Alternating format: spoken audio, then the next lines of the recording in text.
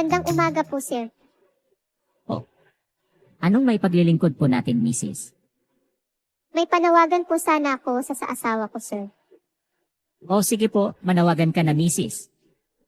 Mananawagan po ako sa aking asawa. Kung saan ka man ngayon, kung makakapanood ka nitong panawagan ko. Ano ka ba?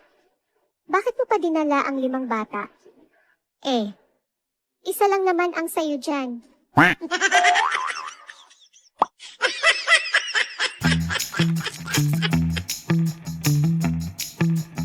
Lola, gusto ko pong maligo sa dagat. Maligo po ako, Lola. Wag, Apo. Baka malunod ka doon sa dagat. Mahirap na. Bakit po si Lolo? Pinaligo mo sa dagat, Lola? Kasi Apo, mayroon naman yung insurance ang lolo mo .